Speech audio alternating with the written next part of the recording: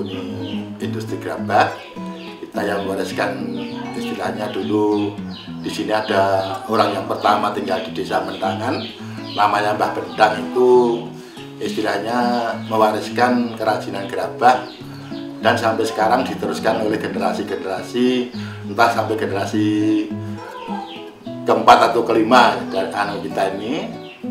Dan kita ternyata tidak punya istilahnya tidak mulai kawin, tidak punya kepandaian, dan bisa terus menekuni gerabah untuk menyekolahkan anak, untuk menikahkan anak, yang untuk kebutuhan kita itu ya kita hasilnya ya dari gerabah itu, Mas.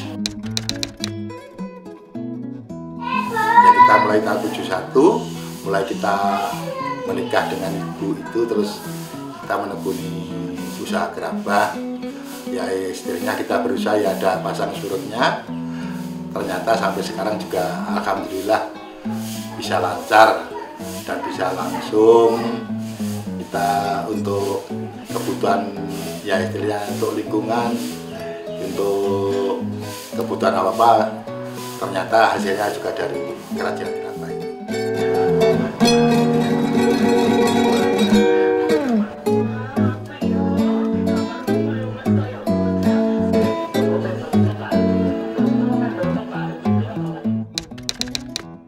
Proses pembuatan gerabah itu, Mas, dari tanah liat, dari sawah itu kita ya istilahnya ada penyetor.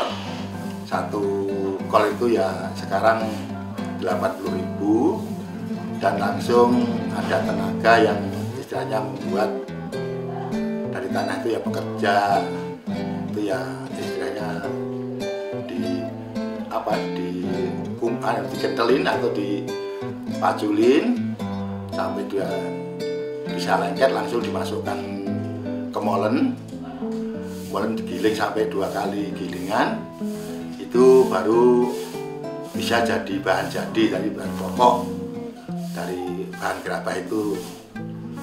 Lantas itu bisa diproduksi, kita tinggal maunya produksi apa. Di sini produksi gerabah itu banyak macamnya, ada lebih dari 10. Ada dari mulai anglo, wali, wajan, lemper, kendil, juga ada ya seperti pot, seperti keramik itu dulu juga ada, tapi sekarang sudah tidak ada.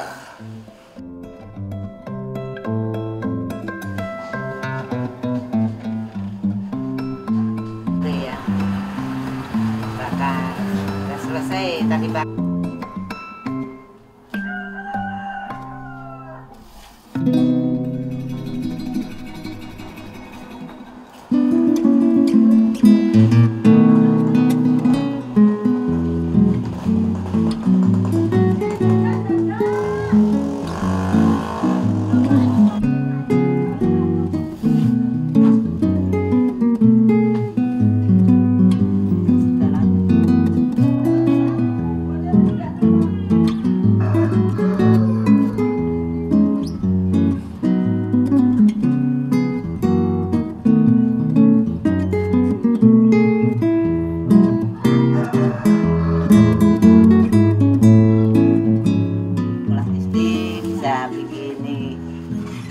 Kerajinan empuk, kendi, sama jodok, tuplak, dan ini namanya sajen pengantin sejak masih SD kelas 4 sampai sekarang nih, sampai besar sekolah tetap aja saya bikin kerajinan ini, dan sampai bisa nyekolahkan anak sampai sarjana, anak saya 3 laki-laki semua, dan sekarang saya udah punya cucu 2, yang 1 masih belum nikah di Jakarta, bekerja di Tangerang itu di pabrik sepatu.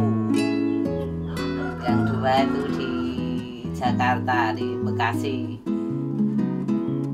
Yang nomor 2 udah istrinya udah hamil, nanti 7 bulan nih, 2 bulan lagi. akan melahirkan dan lancar.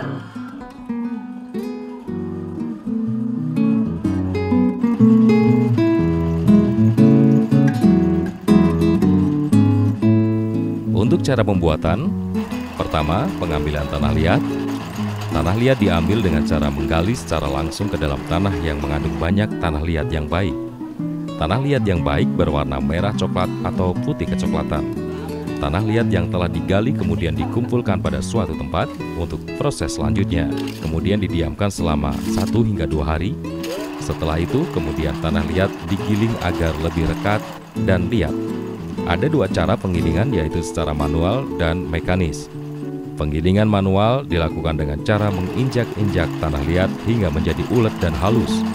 Sedangkan secara mekanis dengan menggunakan mesin giling. Hasil terbaik akan dihasilkan dengan menggunakan proses giling manual.